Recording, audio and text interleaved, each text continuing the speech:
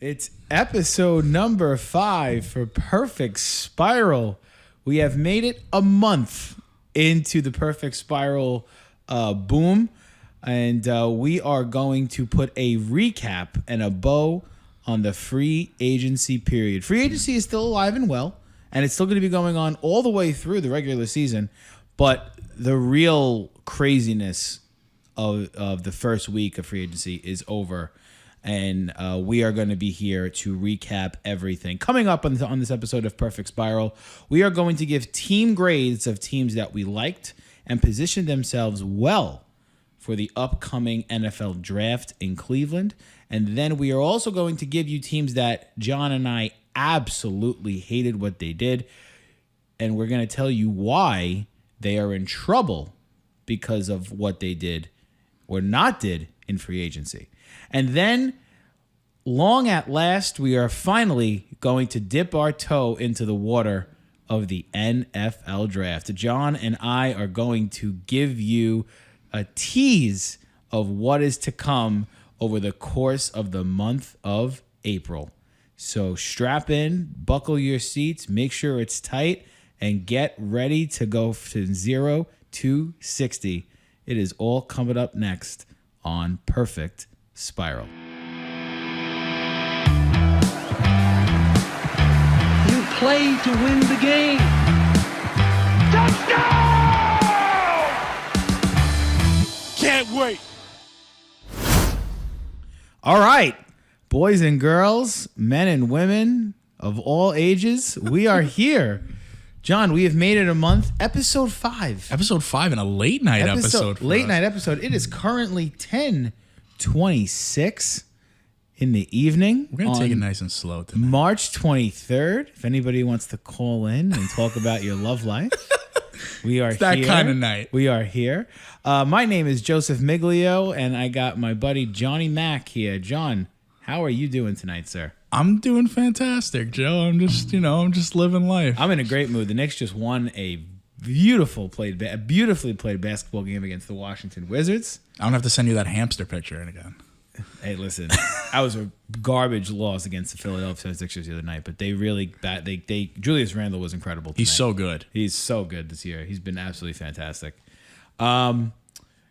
So yeah, NFL free agency is still going on, and there are still some small signings. We just got the Adoree Jackson signing a couple of days ago from the New York Giants.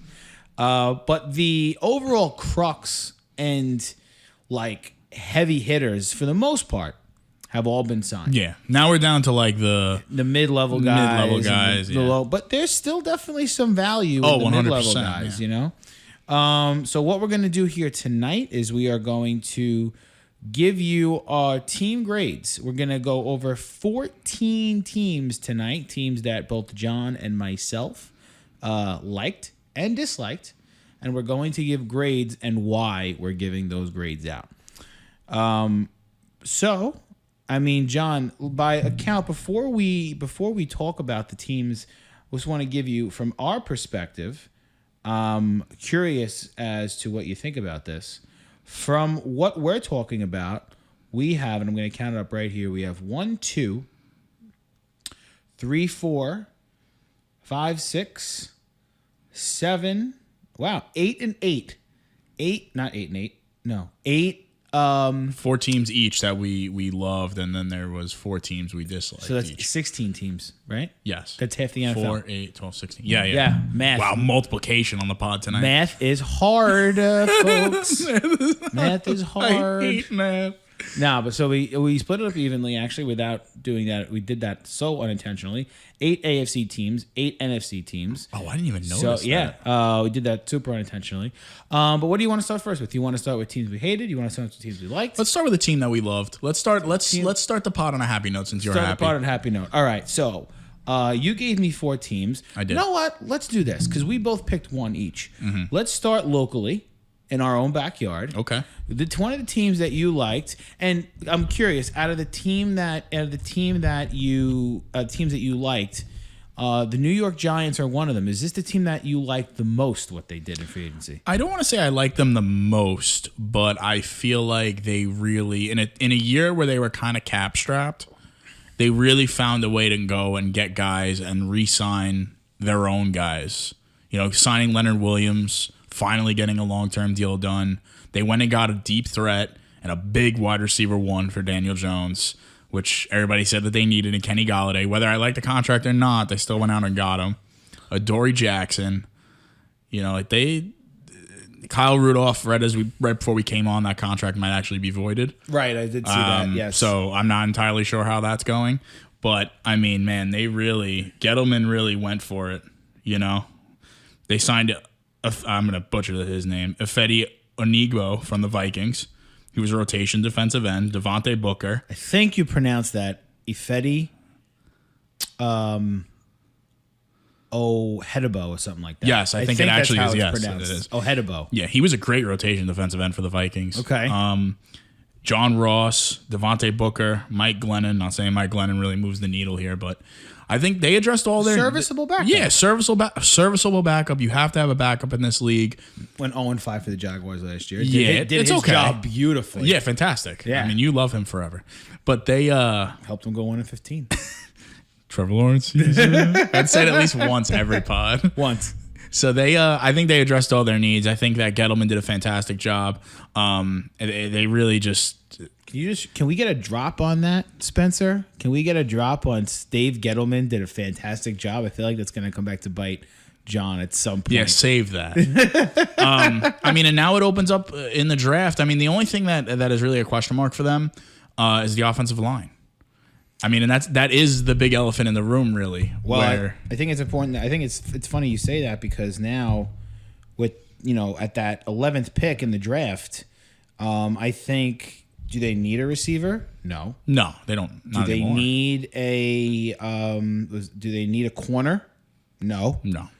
So I think that if they're taking, position of need, you go either offensive line or you go edge. We're going off base a little here, but I think what the Giants did is they gave themselves options. Yeah. Now, if I could chime in about the Giants for a second, I think you said something that I agree with. I don't love the contracts of Golladay and Jackson. No, not at all. But I like that they went after the guys that they needed to get. And I don't know if you remember a couple weeks back when we were talking about this, I said bad teams need to overspend on guys. And the Giants are a bad football team. They might not be bad this year. I don't think the moves they made, a couple people have sat here and told me that they think that the Giants may be the best team in the division now. I don't necessarily agree with that. I don't agree with that either. And that's purely because of the quarterback. If they had a better quarterback, I'd say they are. But as of right now, I don't believe they are. But, Galladay's got a serious hip condition. You don't know what the deal is with his hip. Adoree Jackson has a history of not staying healthy. But the reality is when those guys are healthy, they produce. Yeah. And they're good. And he's back with Logan Ryan, who he played with in Tennessee. But what this does, too, I think, is by signing these guys to these contracts, what you're doing is you're handicapping yourself a little bit. But if you could prove that you could win with these guys on some level, I don't think they're a Super Bowl threat. But, if they could make the playoffs next year as a wild card or they win the NFC East or whatever they do, then I think those contracts are justified because you're taking the next step into becoming what the Giants are, and that's a respectable NFL franchise. Mm-hmm. We forget that this franchise has the fifth most Super Bowl championships of any NFL franchise. They've won, I believe, 4 NFL titles? I think it's since 4. the Super Bowl. I mean, before the Patriots did their thing, and won 6. I think Pittsburgh's tied. Pittsburgh and the Patriots have 6, and then I think the Niners have 5, and the Cowboys have 5, and then the Giants. Yeah. So, the Giants are one of the more respected NFL franchises, and I think, they have a heck of a head coach in Joe Judge. Yeah, he's fantastic, right? He's excellent. But I want to go back to one of the signings you said that I really think was a good signing for them. They lost Wayne Gallman because he's not going to be back. He's a free agent. He hasn't signed yet. But Devonte Booker, I like that signing. Yeah, a lot. he is. I like that. Lower level signing, but I think it's a good signing. Yeah, I mean, it was like a 1-year deal for $2.5 million. I mean, that's value right there. Absolutely. And he's going to be a third down back, I think. Not rotational third down back, because if Barkley's healthy, he's playing all 3 downs. But the reality is with Barkley, too, we don't know what his health condition. Yeah. The Giants are a big health concern. Yes. Think about it. That is the elephant in the room, right? Is they are one big health concern. If they could all stay healthy, I'm not saying, like you said, I don't think they're a Super Bowl threat. I think they could win the NFC East. Right. I mean, wow, think about that. Think about how many guys on that team right now, currently, have had some sort of injury history, right? You go through the offense. Barkley, Galladay, Sterling Shepard, Evan Ingram, Xavier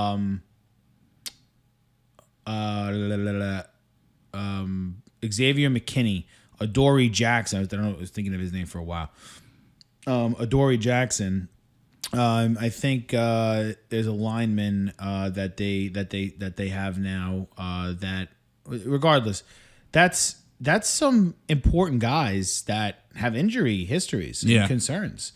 And for their careers, it doesn't tell you that they could stay healthy for 16 games. Jabril Peppers was the other guy I was talking about. Yes, Jabril Peppers. Yes. So they got some health concerns, but if they all stay healthy, they'll be okay. So you like the Giants. I do. Grade. I'm going to give them a B. Solid B. I think it's a B. I had it at a B minus, and then I flip-flop back and forth. I'm going to give it a solid B. I think it was good. I want to see what they do in the draft. I think they need to address offensive line. It's the elephant in the room. If they could, if Gettleman gets an offensive lineman, I mean, I don't know if they're going to be the guy he wants, because more likely than not, both Slater and Sewell will probably be gone by then. Yeah, I think there's a large chance they trade back from that 11th they spot. could. I mean, Leatherwood is there too. Leatherwood's not going to be a top 11 pick, though. No, but if they trade back, they could get him. They could take Darisaw if they trade back or as something well, like too. that. Well, we're getting ahead of ourselves, but Solid B for the Giants. solid B. Let's move on to the Jets. I think the Jets are big winners in free agency. They made, and you, sir, sat on this podcast 3 weeks back and absolutely destroyed the Jets. I did. While I definitely did. while I defended them. And you know what? I'm very happy I defended them, because they did some really nice things in free agency. Like literally the day after I said Yeah. that. So they tagged Marcus May, as we all know. They signed Corey Davis to a 3-year contract. They also signed, which I love this the other day, they signed Sheldon Rankins to a contract. If that guy stays healthy, my God, what a bargain they got him for. Who else did they sign? Carl Lawson, Another, I think, probably maybe the most underrated player in the free agent market this year for the New York Jets. John, can we get a quick rundown? LaMarcus Joyner. LaMarcus Joyner. Can we get a quick rundown of who the Jets signed really quick? So the Jets signed. I just want to make sure. Give me. So Keelan Cole was the other receiver. Keelan Cole, my boy from Jacksonville. Keelan Cole. So Gerard Davis as well. Nice. yeah, I don't love the Gerard Davis. Let's say Dan Feeney. Dan Feeney. Center, former second rounder of the Los Angeles Chargers. So, don't know why I know that information. No but I relation do. to Mr. Feeney. No relation to Mr. Feeney whatsoever. Nice segue. Very nice. You know who's going to appreciate that? Who? Izzy. That's who's going to appreciate Oh, that. yeah? Loves it. He's a big boy meets world guy. Big boy meets world guy. I don't like to make Izzy happy. No. But no, I do like what the Jets did. I think they filled some needs. I like getting Davis and Cole to complement Mims and Crowder. Now that's a nice 4-man, and they got Braxton Berrios, so they have a nice 5 rotation guy. I still think they're missing like that down the field threat. Yeah. None of those guys.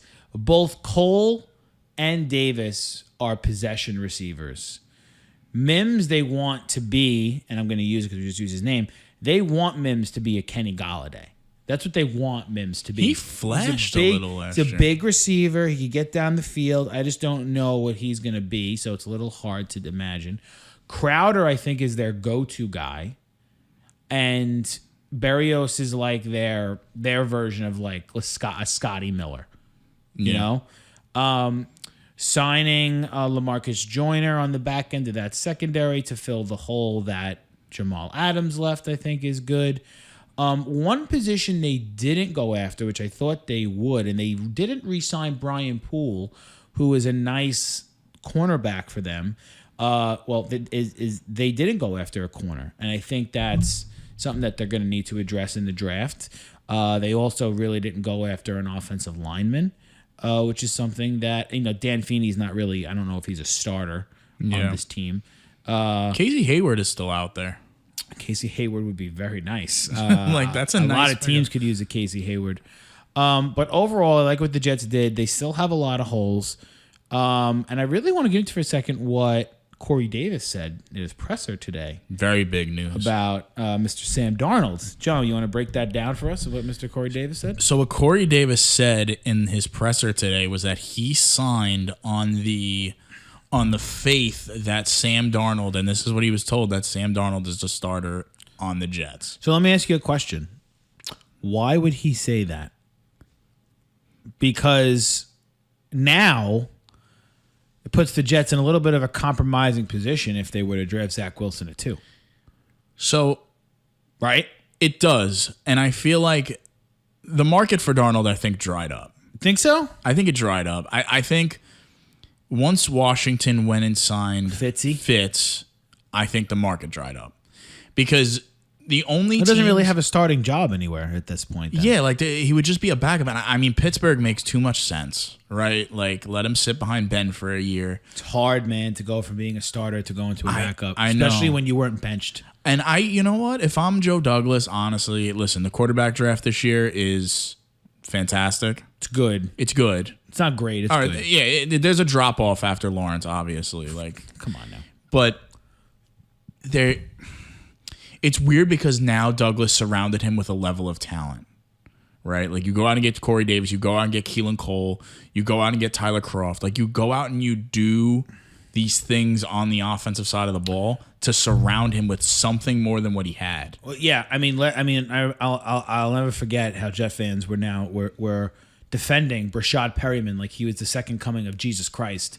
But now they actually have a couple of receivers. And I'll be frank, I don't like Corey Davis as a receiver. No, neither do I. I don't love Corey Davis. But Corey Davis is probably the best talent receiver they've had in the past 6 seasons. 100%. So it's definitely an upgrade. Yeah. And the reality of the situation is Corey Davis had his best year last year as a receiver under Ryan Tannehill. So, we'll see. I think to answer your question, though, about Darnold, to put a bow on the Jets, I think he's the quarterback. There's too much pointing to it, and then at 2, I mean, the Jets have a decision to make. It's either you draft Sewell, or you trade back, or you draft the quarterback. Well, I have a theory about what the Jets should do. We're not going to talk about it today because I want to save that draft talk for the draft. But if I had to give the Jets a grade based off the signings, I would give them a B+. Wow. B+ for the Jets. B+ for the Jets. Like I said, I love the Carl Lawson signing. I love the Keelan Cole signing. I like, obviously, that they kept Marcus May. And I absolutely love the Sheldon Rankins signing. So both New York teams, if you're a fan of the New York, if you're a fan of the New York teams, pat yourself on the back. They did a very nice job.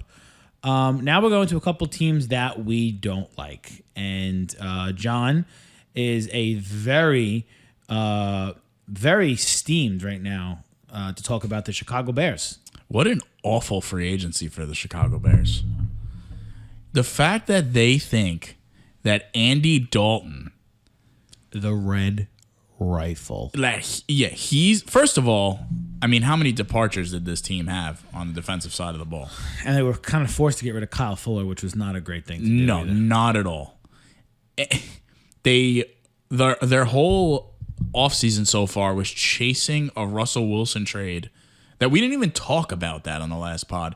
They chased a Russell Wilson trade that I don't even think actually would have ever happened. So then they panic and they sign Andy Dalton. I don't love it. Who does love it? Who would love that? For a team where the GM and the coach are on a constant hot seat. I just don't get it. Yeah, I'm looking at their signings right now. I mean, who's the linebacker it says there? I can't read it. It's too far away from me. Who's that? Jeremiah Achua. Oh, I know who that is. He's not very good. I mean, obviously they tagged Allen Robinson. Jermaine Ifedi is not really a starter in this league anymore. Desmond Trufant was fucking awful last washed. year. Horrible. Horrible. If that's his replacement for Kyle Fuller, God bless the Chicago Bears. Jesus H. Christ. And they kept Allen Robinson when Allen Robinson wanted out.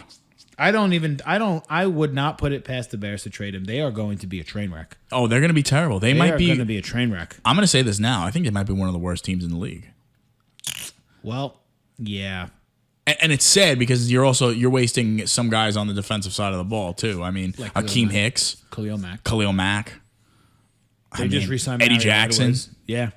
I mean, listen, maybe they blow it up. You don't know. Maybe they go. Maybe they start the year like 1-4 and they like blow it up. God, I would love it. There'll be a lot of teams interested in a fucking Khalil Mack, Eddie 100%. Jackson. You kidding me? Yeah, I mean, Absolutely. I would. Jesus That'd be Christ, crazy. So many teams would need Khalil Mack. All right, I'm gonna give them a D minus. Wow, not even an F grade. Nah, I want to stay away from the obvious Fs. I'm gonna give them a D minus. Well, I want to stay in the NFC North. Ooh, okay. And I want to go to the Cheeseheads. And I want to go to the Green Bay Packers. Okay. Simply saying, let's put this into perspective for a second. The Tampa Bay Buccaneers needed to do a job this offseason and re-sign all their players. Yep. They did. Right? They did. Green Bay needed to get better because they lost to Tampa Bay twice. Once in the regular season and once in the postseason. That's who they need to beat to get to the Super Bowl. Okay? You following me? Same page? Awesome. Oh, I'm following. Love it. You know what they did in free agency? Nothing. Nothing. Literally nothing. Literally nothing. They made one signing, and it was a re-signing of Kevin King. And Kevin King was awful last year. I know Kevin King's number because of how awful he was, because all I saw was him chasing people after they beat him on routes. He wears number 20. It's bad. I mean, come on. I mean, they needed a wide receiver in the worst way, I think, to complement. Because Alan Lazard is a free agent. He is not signed yet. And Valdez-Scantling can't catch. Valdez-Scantling is a 50-50 guy. And actually, now that I'm thinking about it, I think if Kevin King's number is number 23. No, it is 20. I was right. I knew I was right. Why do you second guess yourself? Because I don't know. Because I do. But, I mean, come on. Like, what are we doing? Everyone said at the beginning of the season, the Packers are connected to Will Fuller. They want to get him free agency. Guess what? Will Fuller is sitting in Miami. Yeah, what was the deal with that? Like, they don't even want to try to get him in the building. They tried to get him so hard at the deadline. Juju Smith-Schuster. You telling me you couldn't beat a 1-year, $8 million deal? You telling me you couldn't beat that? Are you kidding me? I see what you're saying. I don't. I mean, come on, didn't man. get any better. Come on. And it's like the teams around you got better that were in the playoffs last year. The Rams got better. The Skins got better. The Giants got better.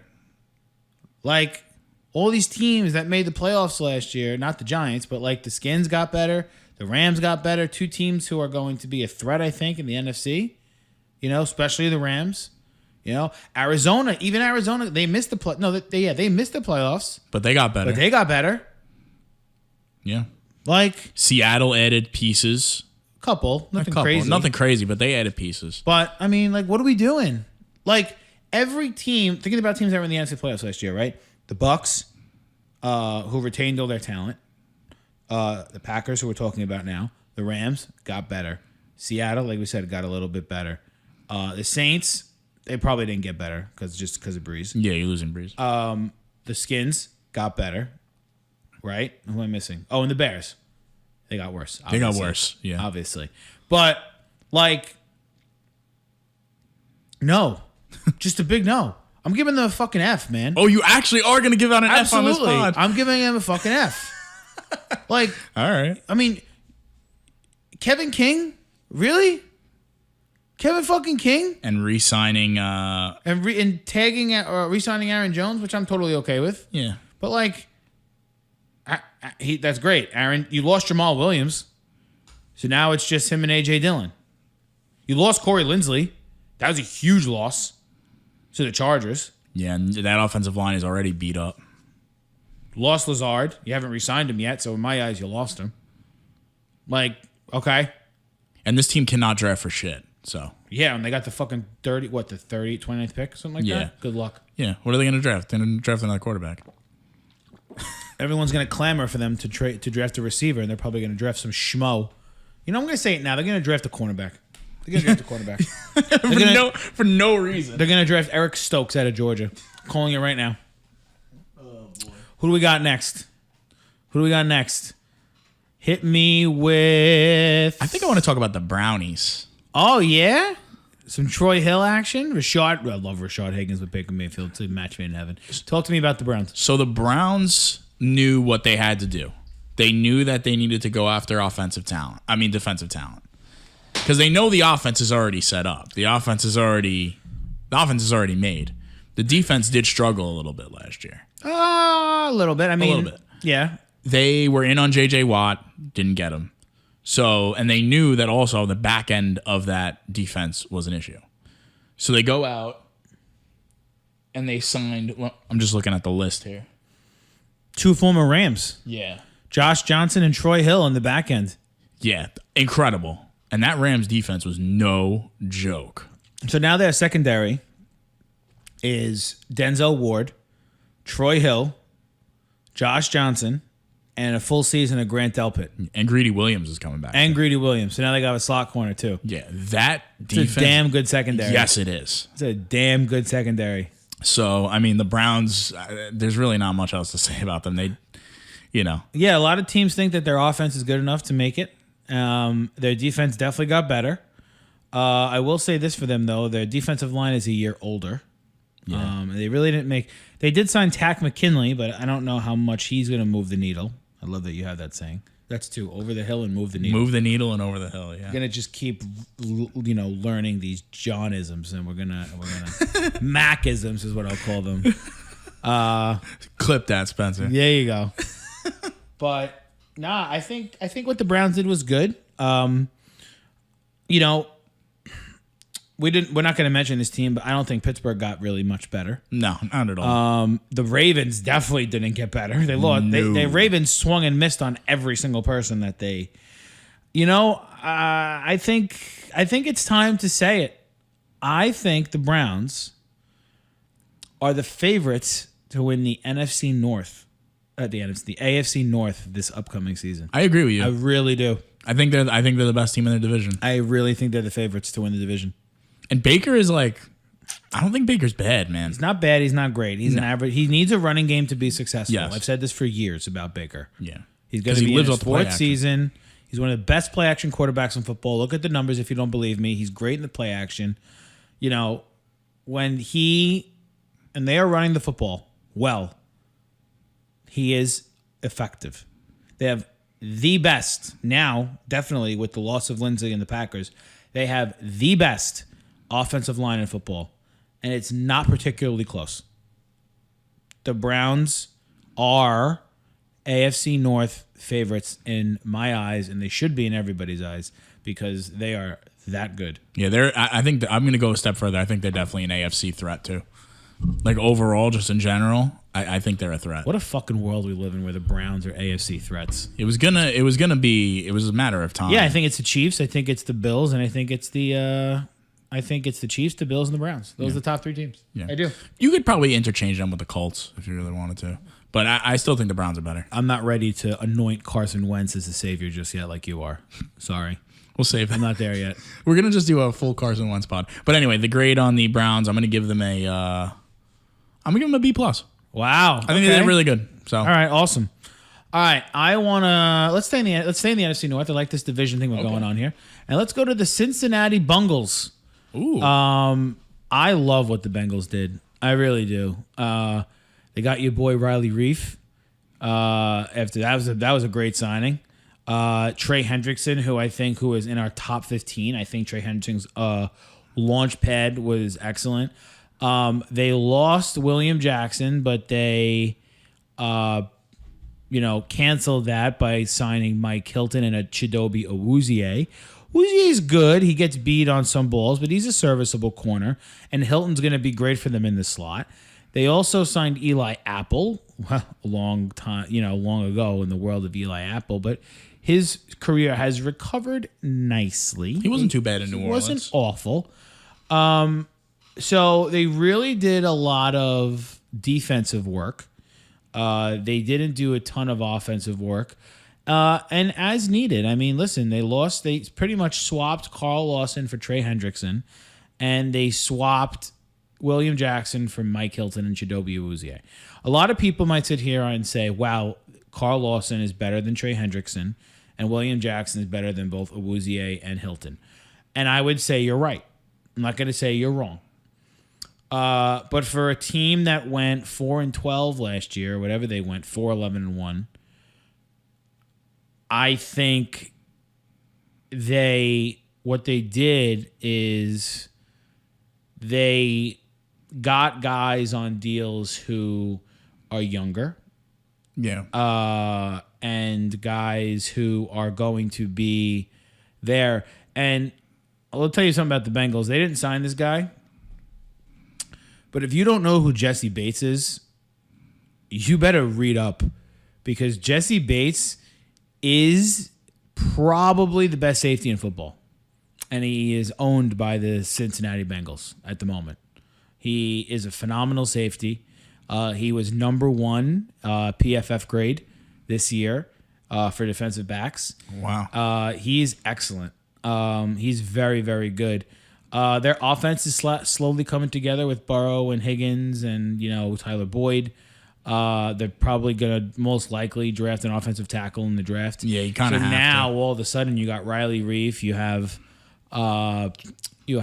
Jonah Williams, and who knows? Maybe you get Sewell, and now all of a sudden you got a right tackle, a left tackle, and a left guard, just like that in the blink of an eye. Yep. So, like what the Bengals did, I think it's a starting point. It's a very, very important year for that coaching staff, especially the defensive coordinator Lou Anarumo and the head coach Zach Taylor. Mm-hmm. So, I think, and we do have an inside source here that I could tell you with confidence that the Bengals are looking to sign Keanu O'Neal.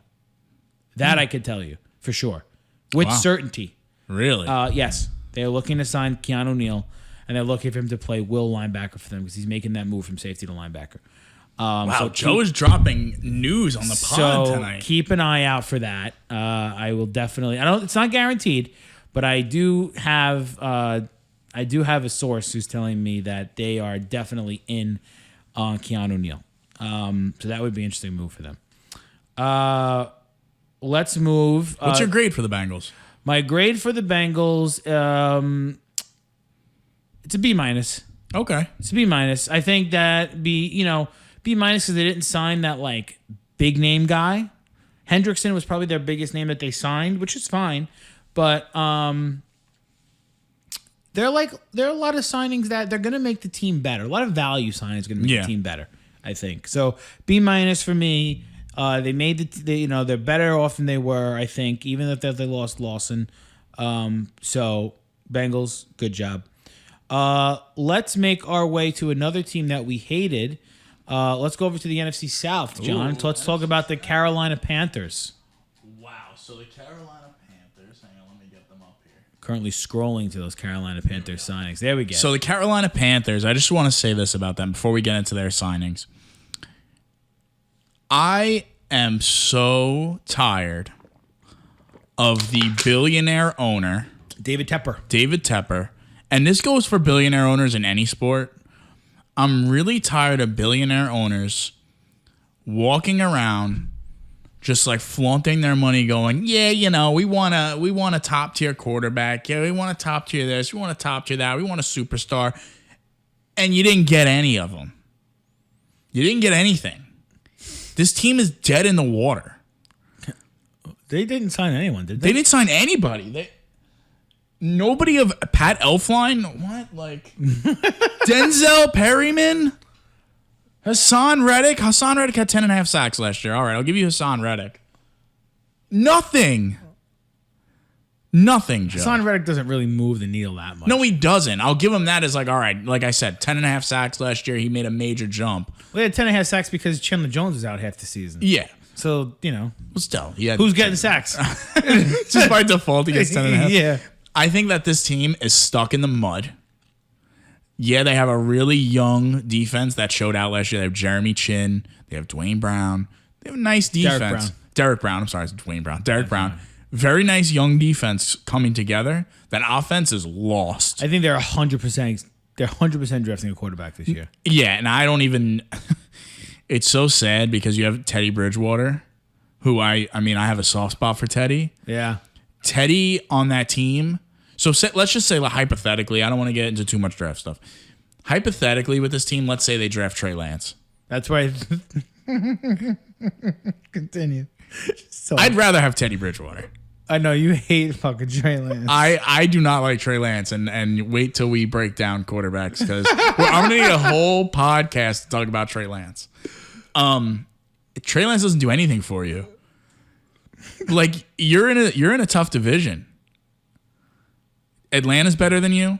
Tampa's you're not even Tampa stratosphere, and New Orleans with no Drew Brees, Taysom Hill on one leg is better than you. Sorry, but Carolina. Can I ask you a question though? What? Do you like the coach? I like Matt Rule. I think he's a little too rah-rah for me. He's a little too like college coachy. Okay. I like him. I think he'll get the maximum amount of chances. I think David Tepper wants to try to keep this nucleus together to see what it can do. Right. But you're kind of stuck. You know? And you have two really good offensive weapons over there with DJ Moore and and McCaffrey. But I think they're kind of lost. I'm gonna give them a D. D. Yeah, Straight D's. Carolina D. All right. I just didn't like it. I don't like how they talked all this shit, and then what do? You going out and you sign Pat Elflein and David Moore. Come on. All right. So here's what we're gonna do. We're each gonna do one more team, and then we'll go over and we'll do a little bit of our draft tease. Sound good? Yeah, sounds good. Let's do it. All right. So, and I'm not doing this because they're in my division. I'm generally doing this because I generally don't like what they did. I would like to go over to the Tennessee Titans. Oh, okay. Let me scroll on over. Because I am not crazy about what Tennessee did this offseason. I think, I don't know, man. I mean, can you read off these signings to me really So quick? they got Josh Reynolds. Right. So to replace Corey Davis. Okay. Anthony Fisker. Firsker. He was there last year. Jeff Swaim. Jeff Swaim, former Cowboy. Bud Dupree, who got mega money. Yeah, I'm going to talk about that contract in a second. Janoris Jenkins. Awful. Kevin Johnson. Don't even know who that is. They released Malcolm Butler. They released Adoree Jackson. Right. So their two starting corners last year are gone. Jadeveon Clowney, they didn't re-sign. Gone. It wasn't that great for them anyway, but gone. They lost Gerard Davis. Okay. They re-signed Jayon Brown. Is that yes. correct? Right. Yeah. Okay.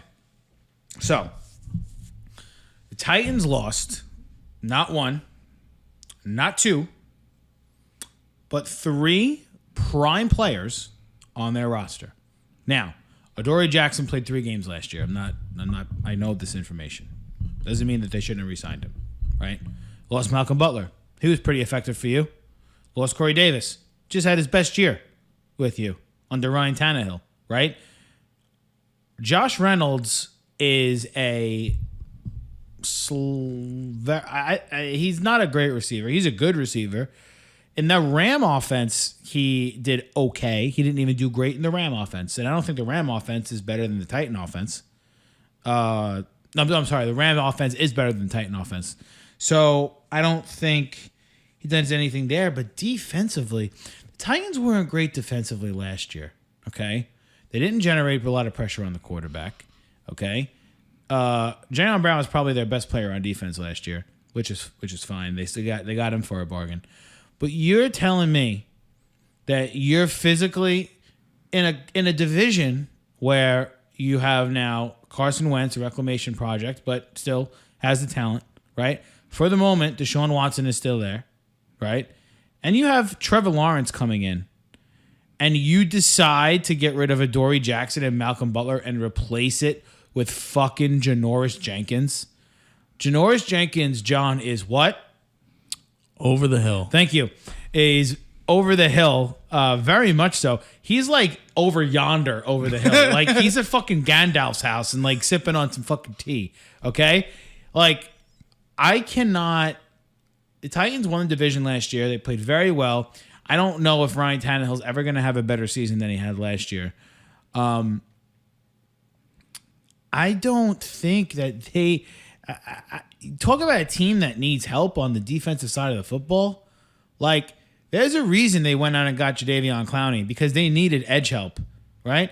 Really quick, when you just look at that list again, any of those guys edge rushers that you Zero. Thank you. 0 edge rushers. 0 edge rushers. Which tells me they're going to draft one in the first round, but is that guy going to have an immediate impact? They're picking at 22 or 20, I think 22, right? Azeez Ojulari is projected to go there right now.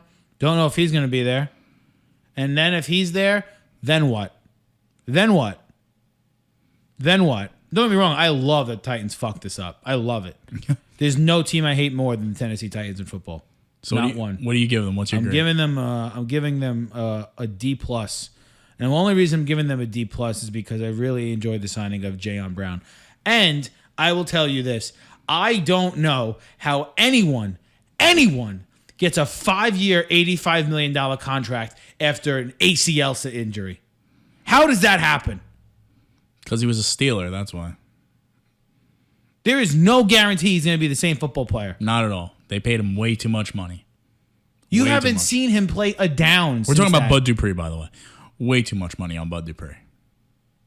Good Christ. I mean, there's no guarantee he's going to have the same bounce, the same motor, the same anything. It doesn't even like move the needle for them at all, like defensively. An ACL injury in football is like, it's like a shooting hand injury in basketball. You're just never the same. You know, like your lateral movements. No, I'm sorry, not a knee injury in basketball. Like when you start to get bad knees in basketball, you're fucked. Yeah, look at Brandon Roy. Like right. Yeah. Like so, an ACL injury, like as a linebacker. Yeah. And the chance of re-tear is like huge. Yeah, I don't know, man. I don't know. Didn't love it what they did. Did not love it. That's it for me on my end. So I got Jets. Like Jets, don't like Bengals, dislike Packers, dislike Titans. I have one more team. I have one more team that I didn't actually send you earlier. Oh, that is a surprise dislike. Surprise dislike. Surprise dislike. And I felt like as we're going on and they came up before and I thought about it and I was like, holy shit, I think I need to really rail this team right now. Like I really need to I have something to say about this team. I want to talk about the Baltimore Ravens. Oh, boy. I want to talk about the Baltimore Ravens. Oh, boy. I don't want to hear another word that Eric DaCosta is this unbelievably fantastic GM. I don't want to hear it ever again. Not once. And I'm saying this now to every single Ravens fan. And if you're listening to this podcast, I'm saying this right now.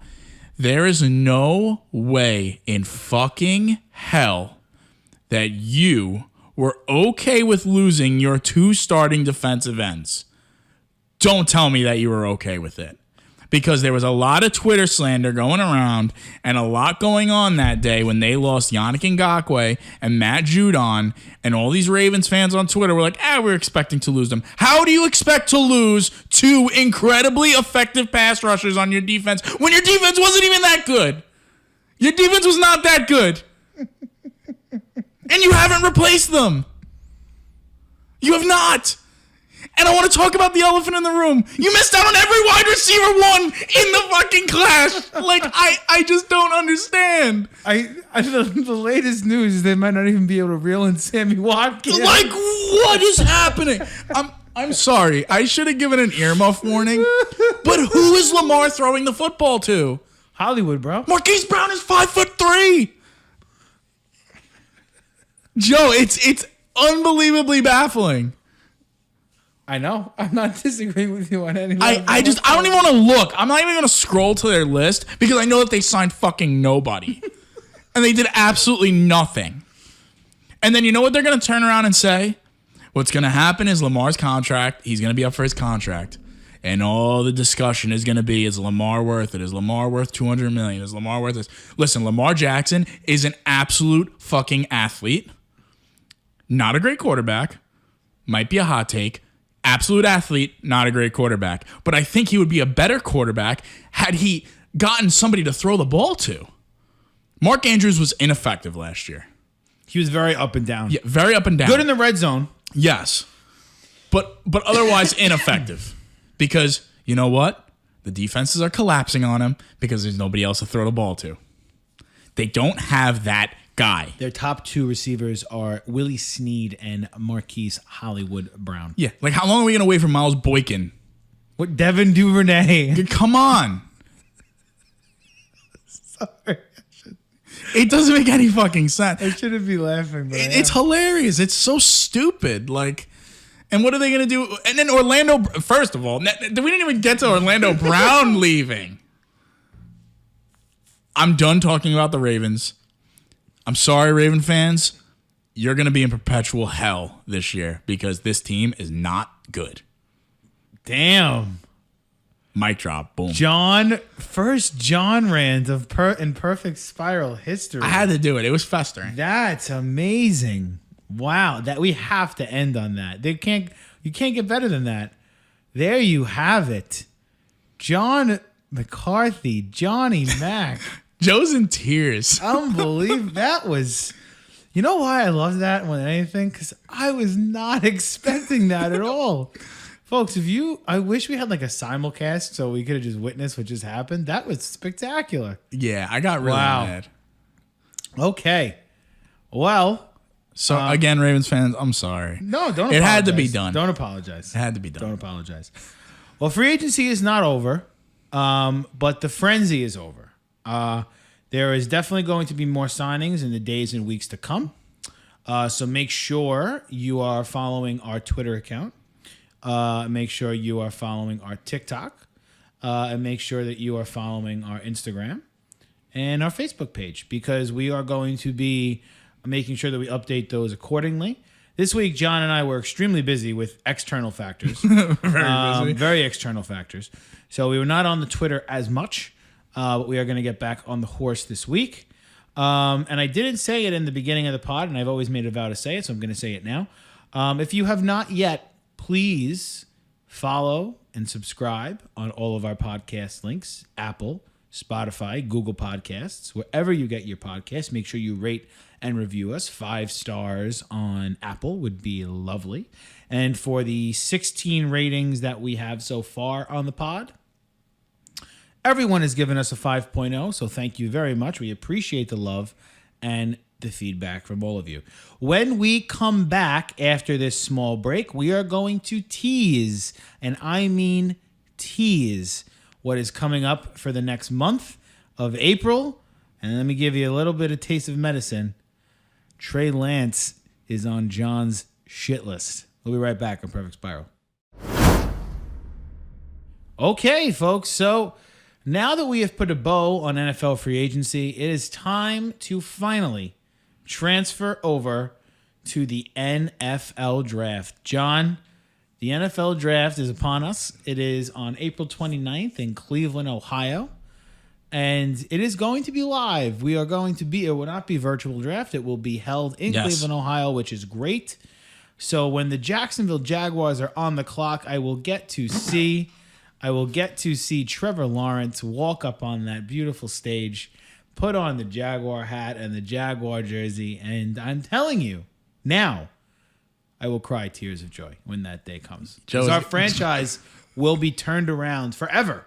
Joe will Once that ugly happens. cry. I think when Joe does ugly cry, I need to get his wonderful fiance to take a picture of him crying, and we're gonna make it the Perfect Spiral podcast picture Oh, we definitely should do that. for like a couple of weeks, just That- as like a That'd be excellent. What is our NFL draft coverage going to look like? Let's get into that, and then we'll talk about a couple of things before we get off tonight. So, what John and I have done and have been doing for the past month is we have divvied up the positions. We have been doing our homework on a lot of these guys. And on April 1st, we are going to put the link on Twitter, and we are going to put the link everywhere we can. We are going to put up our first big board. It's going to be our top 100 big board, and then we're going to do a top 200 big board. Then we're going to do a top 300 big board. So that's going to be released on April 1st. We're going to put it together. It's going to be via the Draft Network, which is a wonderful site. If you haven't used it yet, you definitely should. It has everything draft. If you want to do any type of draft research or knowledge, or if you want to just look at anything, Draft Network is really fun. Really Really great fun site. You could do your own mock drafts. You could do trades and the whole nine. So we're going to be doing that on April 1st. And then every Thursday, I think Thursday is the day we're going to shoot for. Every week after that, we are going to do a mock draft leading up to and including the first Thursday of the actual NFL draft, which is hence why we're going to be doing it on the Thursdays. So we believe we're going to be doing, let me get the dates down here so I make sure that everything is correct, what I'm giving our lovely PSP nerds here, PSP gang. Dates I got here are April 8th, April 15th, and April 22nd. So that would be the 3 mock drafts that we do. And then April 29th, me and John are still looking to live stream the actual NFL draft. Yeah, so we're looking into a way for us to, because we're not going to be together during the draft, so we're looking for a way to live stream us watching the draft, like reactions. We're still working on the technical side of that. So as we get closer, hopefully we'll have a little more information on how you guys can watch and join us for the draft. That'd be cool. That'd be really cool. That'd be our first time that we could actually do it live. So positions. So John, why don't you let the fans know which positions you were covering for the draft? So I am covering quarterback, safety, wide receiver. Was it defensive end? No. Linebackers. Linebackers. And tight ends. And consequently, I am doing running backs, both trenches, offensive and defensive line, and cornerbacks. So between the two of us, we are going to cover everything. And we are going to make sure that we give you the best knowledge we can on the draft. We're in no way, shape, or form draft experts. I am not Mel Kiper. But no. We are going to, based off everything we've seen in free agency and what needs and values, we are going to give you what our best knowledge is about who's going to go where. Let's give a little bit of a tease, John. Oh boy, A little bit of a tease, because I've covered the running backs and you've covered the quarterbacks. Yes. Can you give us your top 5 right now quarterback rankings? I can. Okay, let's go. Number 5 QB NFL prospect ranking. Who is it? Number 5 is Trey Lance. Okay, You want me to give you a reason why? give me like a small very, reason? very, very small synopsis on it. Very small synopsis on Trey Lance. I watched a couple of games. I watched the showcase game, and then I watched a game from 2019. From what I saw, I was not impressed. Not very accurate. NFL windows might be a problem. I don't want to get too in depth about him yet. Like I said, small tease. Right. But Trey Lance is my quarterback 5. My quarterback 4 is Justin Fields. Interesting. Justin Fields is an interesting one. Reminds me a lot of Cam Newton.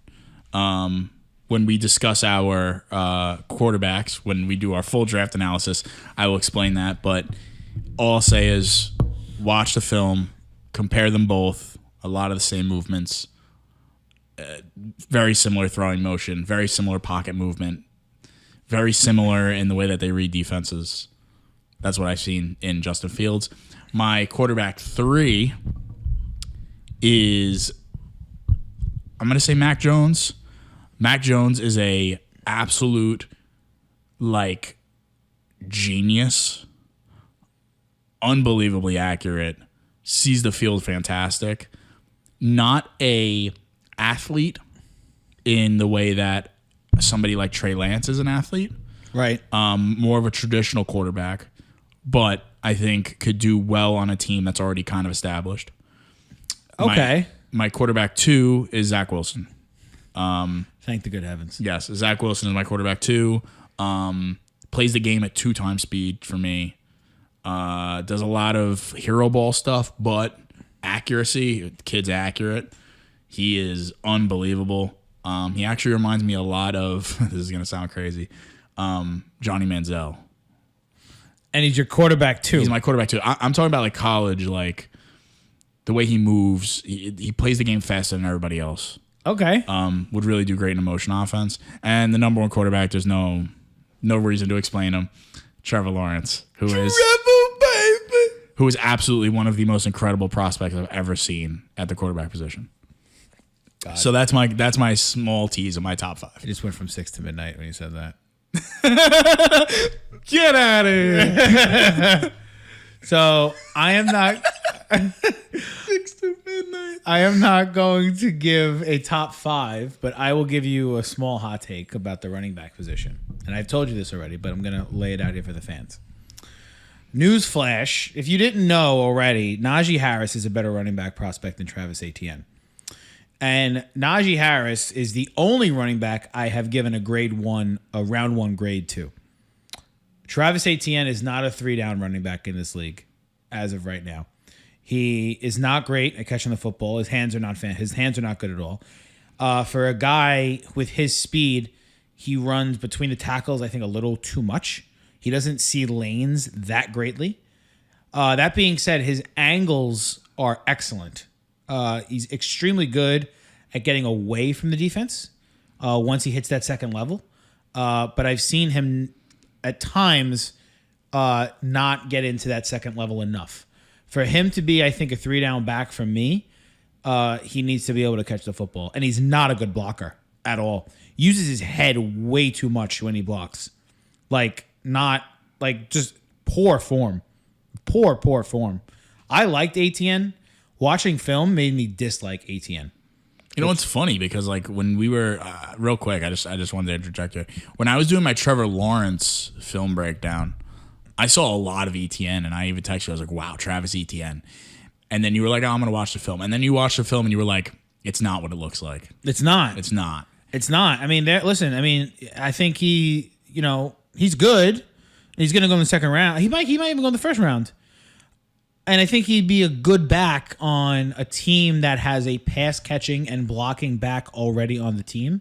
If there's a team who's looking to draft him to be a 3-down back, I'm not saying he can't become that, but if the team's looking for him to step in right away and ask him to be a 3-down back, it's not going to happen. It's not going to happen. No way. No fucking way. And I haven't even ruled this out yet. I might even have Devonte Williams higher than Etienne. Wow. I really might, from North Carolina. I really, really might. And I'm going to let you guys know about that when I release my running back rankings. But Devonte Williams has a strong possibility to be my number 2 back over Travis Etienne. Wow. And just to go on Harris for a second, picture Derrick Henry with hands. That's Najee Harris. Yeah, he looked good. When I watched tape on Najee Harris, he was lining up in the slot and running wheel routes and catching balls like he was Alvin Kamara, and he's built like Derrick Henry. And he runs faster than Derrick Henry. Kid is going to be a stud. I would be shocked. I would be floored if he's not good. Floored if he's not good. He is like Telling you, the way he runs, he reminds me of Derrick Henry. But he can catch the football. Scary. Fucking scary. Telling you. Najee Harris.